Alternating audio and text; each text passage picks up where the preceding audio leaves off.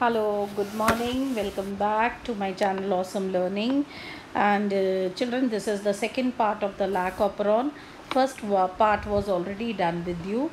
Now, children, elaborate and good explanation. I will try to clear all your concepts and doubts that will be related to this topic. So please pay attention and listen to me carefully and note down all the notes from the video. So let's begin. As you have already done the gene regulation, gene regulation of lac operon was the first regulatory mechanism that we understood. है ना? First, ये सबसे पहला lac operon was the first example that we had understood or we had studied and we came to know कि अच्छा gene है जो regulate करता है, जो डिसाइड करता है कि कैसे कौन सा प्रोटीन कम बनेगा, ज़्यादा बनेगा. It is all done by gene regulation procedure. तो सबसे पहला जो हमने कंसेप्ट समझा था that was from lac operon. It is a good example of prokaryotic gene because हमने बैक्टीरिया लिया था यहाँ पे. It is made up of two words, as you see, children, lac and operon. Now, what does this mean? Children, lac means lactose. It is a disaccharide sugar which is present in milk. Okay. And operon means group of genes that will regulate the metabolism of lactose. So, these are the genes which will regulate the metabolism of lactose sugar which is present in milk. Lactose sugar is present in milk. So lac operon is about there are certain group of genes which will regulate the metabolism or breaking down of lactose into simplest sugar just to get energy. This is all about lac operon. Now let's see. We all know about the central dogma, how information travels.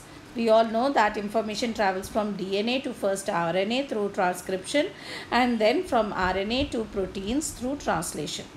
So an operon consists of group of genes whose information is copied by RNA polymerase. We know that transcription जब होती है तो we need DNA dependent RNA polymerase. ये हम कर चुके हैं. ठीक है. तो कुछ ऐसे ग्रुप ऑफ जीन्स हैं जिनसे हमको इंफॉर्मेशन कॉपी करनी है. किस पे कॉपी करनी है?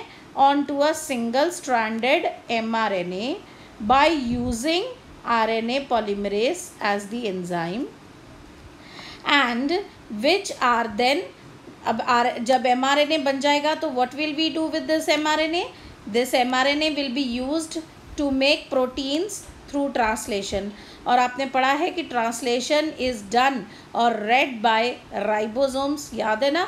स्मॉलर सब यूनिट लार्जर सब यूनिट के बीच में से कैसे mRNA फिट हो जाता है और राइबोसोम्स रीड करता है tRNAs जो हैं वो उनको अपने अमीनो एसिड्स को पॉलीपेप्टाइड चेन बनाते जाते हैं और चेन निकलती जाती है. So proteins are formed. So mRNA will get converted into proteins. This all procedure you all know. We have done them elaborately in the previous videos.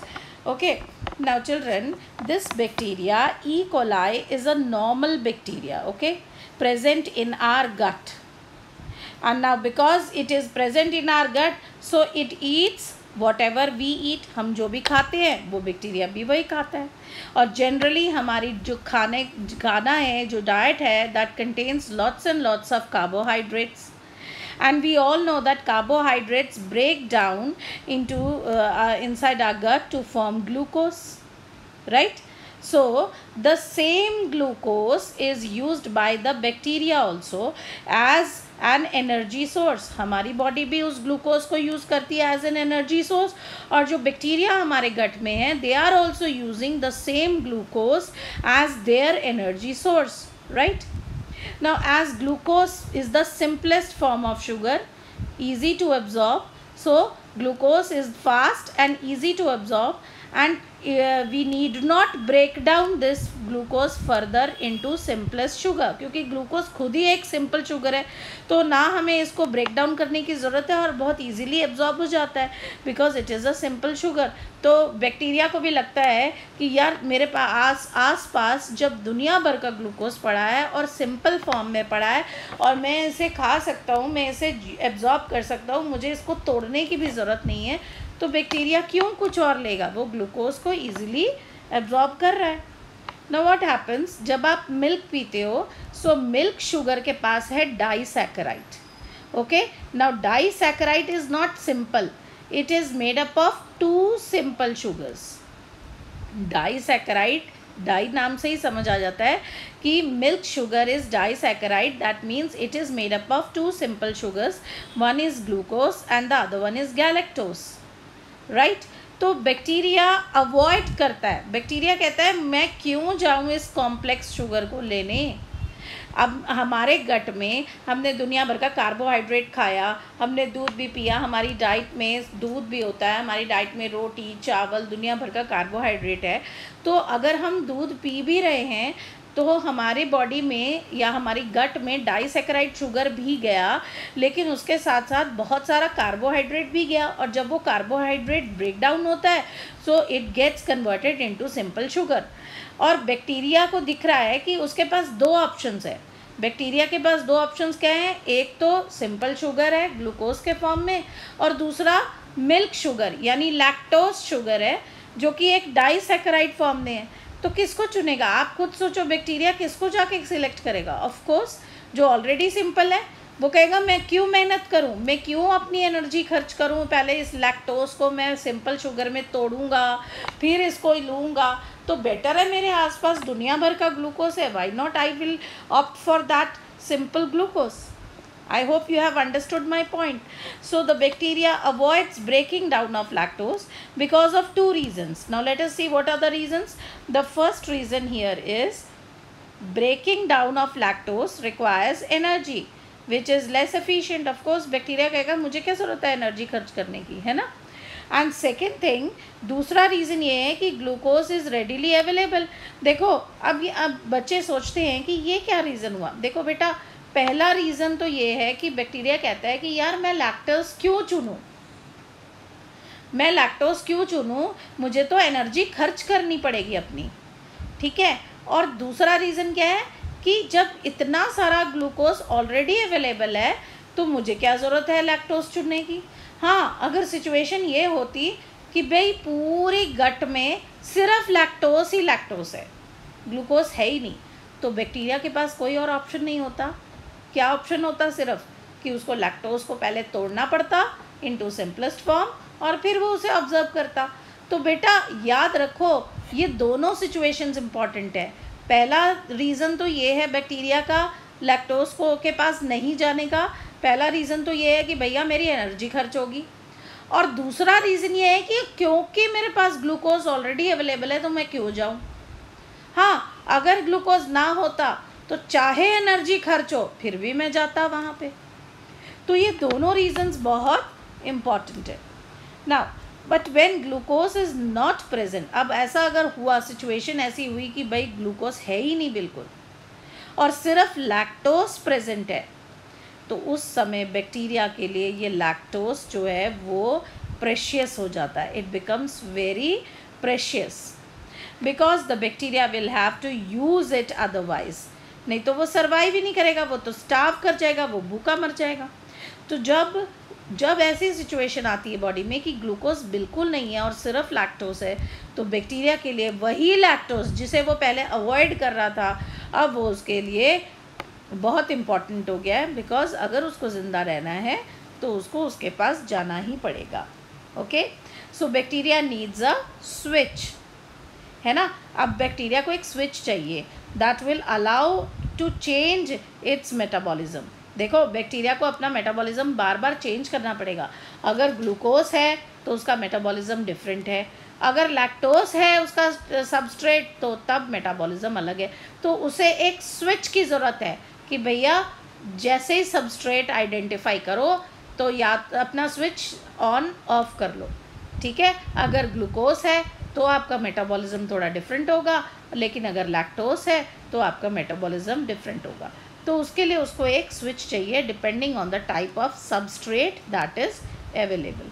I hope now you have understood कि lactose और glucose के बीच में competition क्यों था। Now children, lac operon is a small piece of bacterial DNA. Bacteria is prokaryotic. You already know that prokaryotic cells are unicellular organisms and they have only single DNA.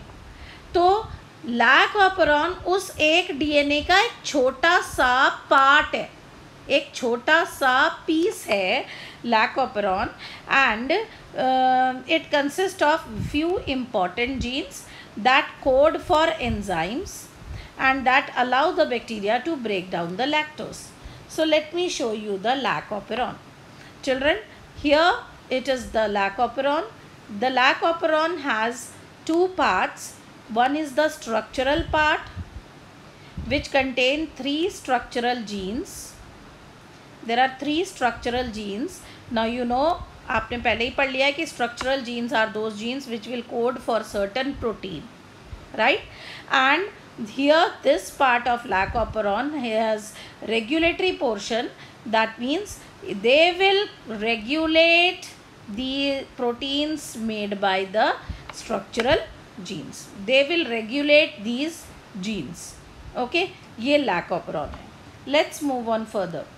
Lac operon is divided into 2 important regions, as I have showed you in the diagram: the structural genes and the regulatory portion.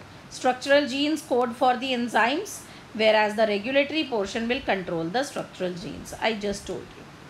Children, regulatory region allows the bacteria to switch on or off the structural genes depending on the availability of the lactose. जैसे मैंने पहले कहा कि अगर glucose है तो bacteria जो है वो ग्लूकोज को ही ऑप्ट करेगा, लेकिन अगर ग्लूकोज ऐसी सिचुएशन है कि ग्लूकोज नहीं है तो बैक्टीरिया के पास कोई ऑप्शन नहीं है, it will have to opt for lactose, तो उसको स्विच ऑन या ऑफ करना पड़ेगा डिपेंडिंग ऑन द अवेलेबिलिटी कि लैक्टोज है या ग्लूकोज के पास ही जाना है, right? Now let's see the structural gene. Children, this is a structural, this is the lac operon. lac operon के पहले जो स्ट्रक्चरल जीन का एरिया है, let's see that. These are the structural genes. There are 3 types of structural gene.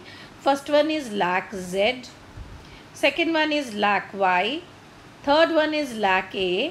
और lac A के बाद there is a terminator. मेरे पास space नहीं थी इसलिए मैंने ऊपर लिख दिया. There is a terminator also. ठीक है? So again I am repeating, this is the structural gene part of the gene. It has 3 structural genes: lac Z, lac Y and lac A. Okay, then this is the regulatory part of lac operon.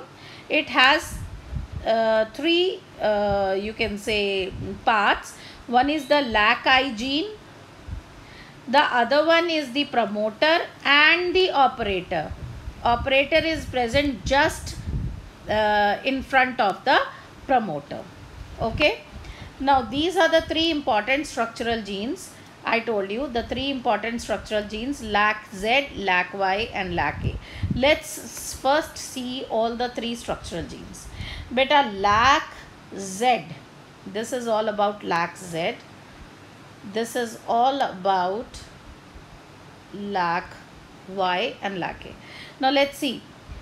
Lac Z codes for, lac Z gene, structural gene, codes for beta galactosidase.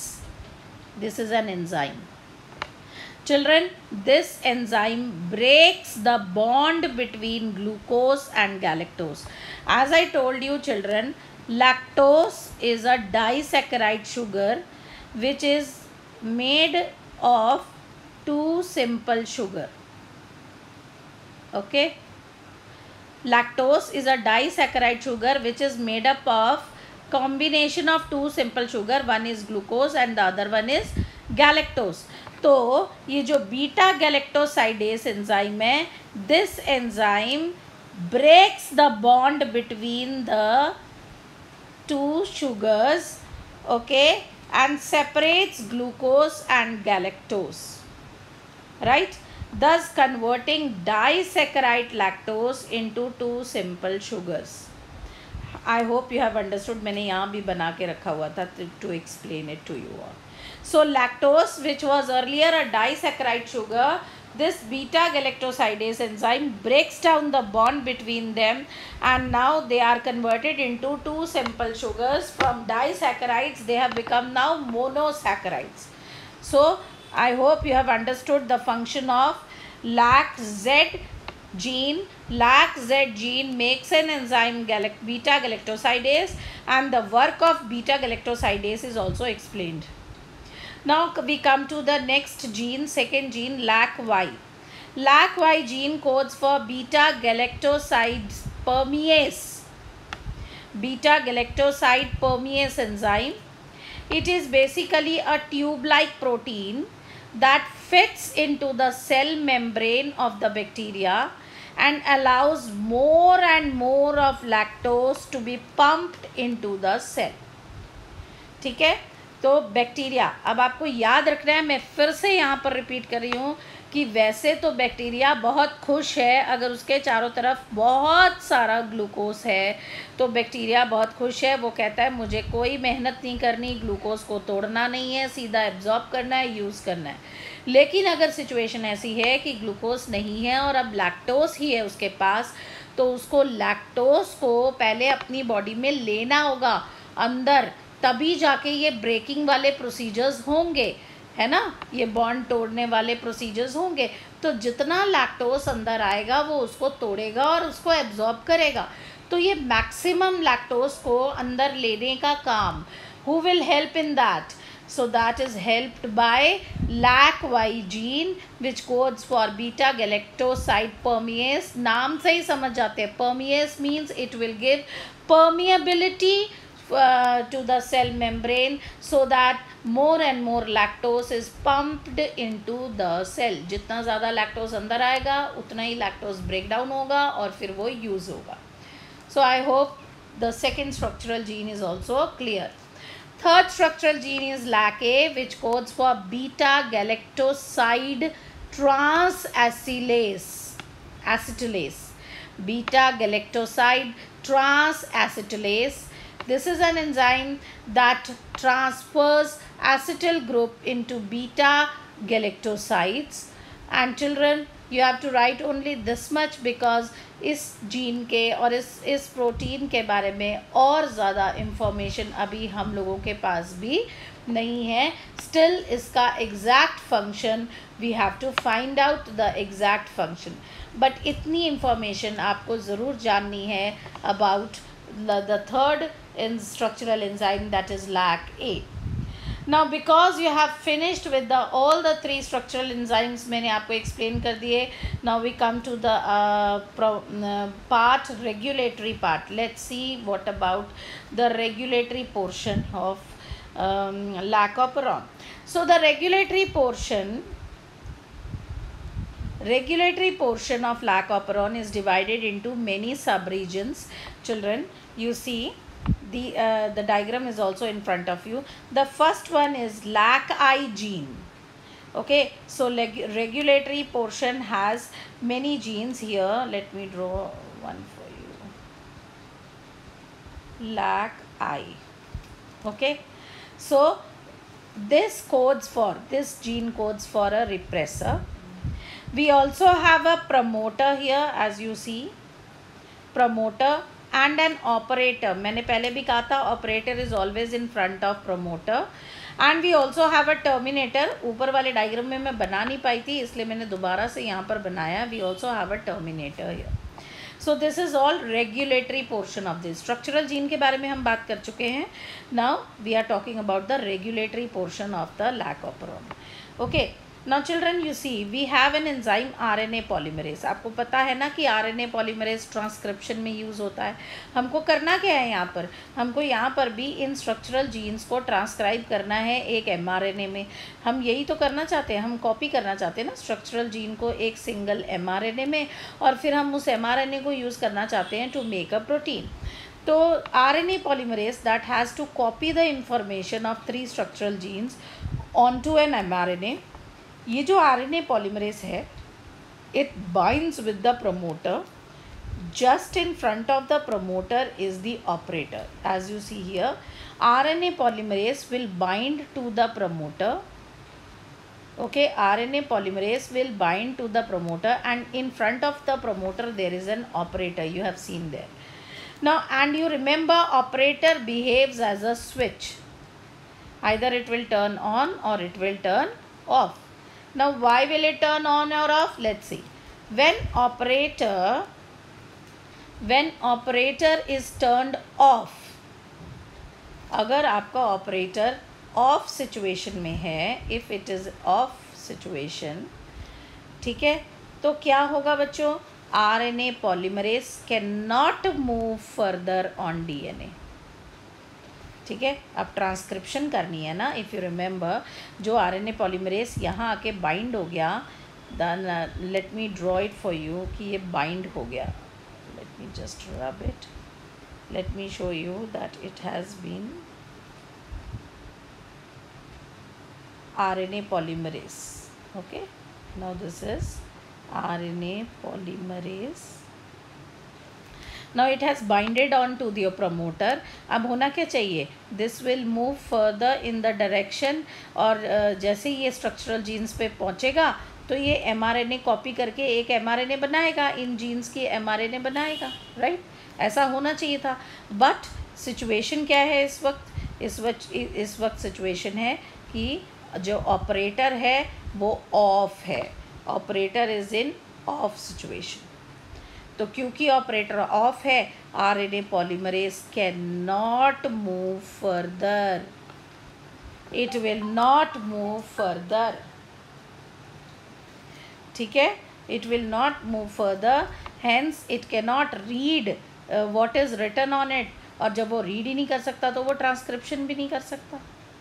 Okay, so when it is turned on, of वाली situation आप समझ गए.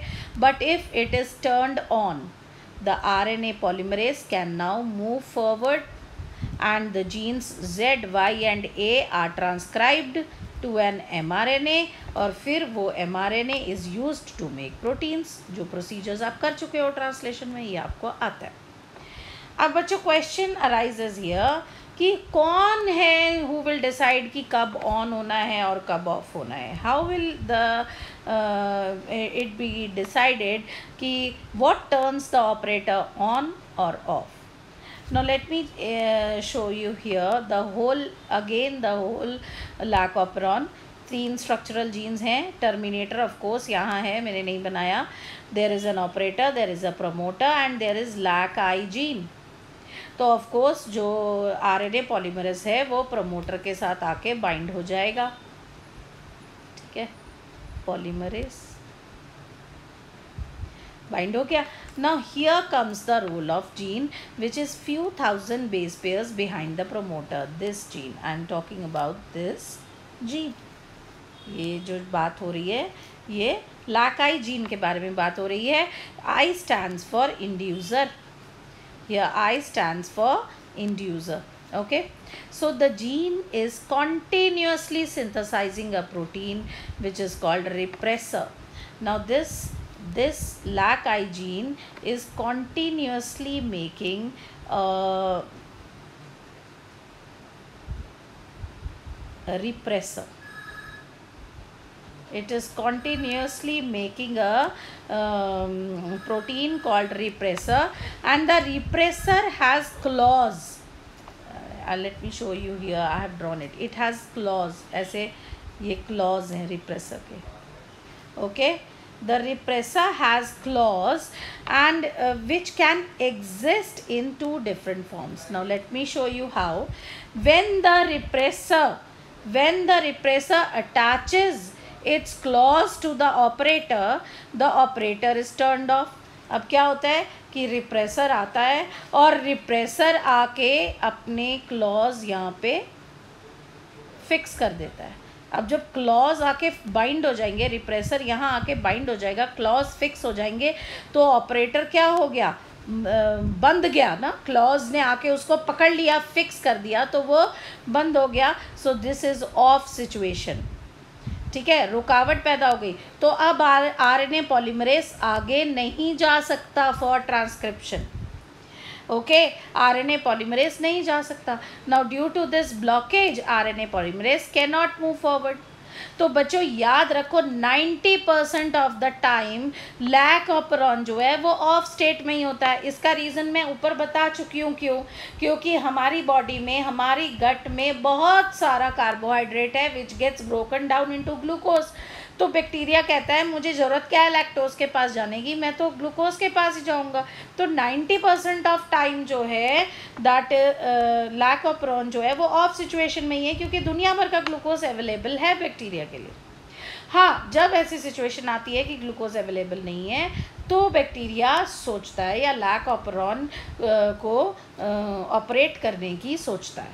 ठीक है, तो lac I gene continuously makes the repressor. ऐसा नहीं कि लैक आई जीन सिर्फ तब और रिप्रेसर बना रहा है, थोड़े टाइम के लिए रिप्रेसर बना रहा है. कॉन्टीन्यूसली रिप्रेसर बन रहा है और कॉन्टीन्यूसली वो रिप्रेसर जाके ऑपरेटर को जकड़ के, उसके जो क्लॉज है वो ऑपरेटर को जकड़ के बैठ जाते हैं कंटिन्यूसली.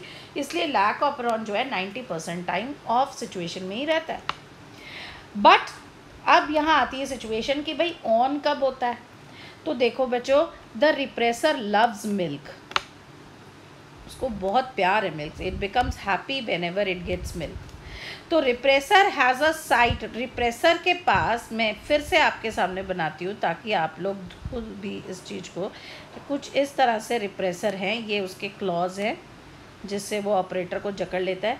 तो यहाँ उसके पास एक जगह है खाली, रिप्रेसर के पास ये साइट है जहाँ पे इट इज़ वेटिंग कि लैक्टोज शुगर आए और मेरे साथ बाइंड करे.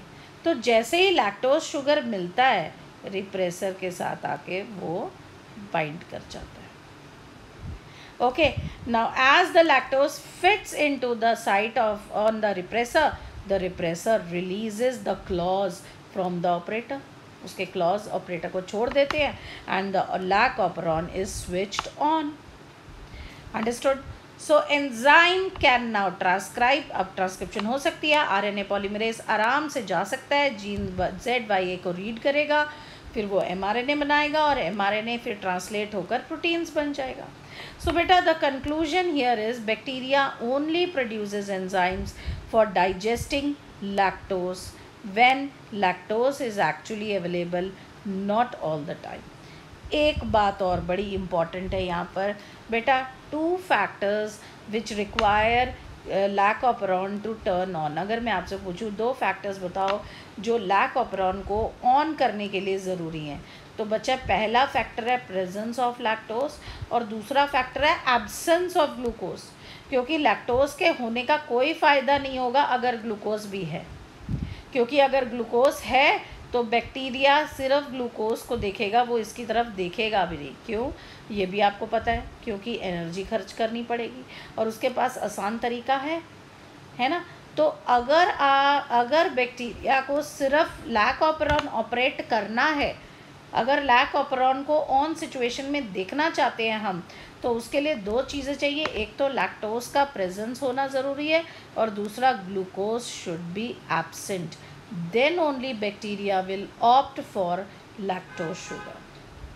सो I hope I have tried my level best to make very clear how and what is lac operon, how does it operates.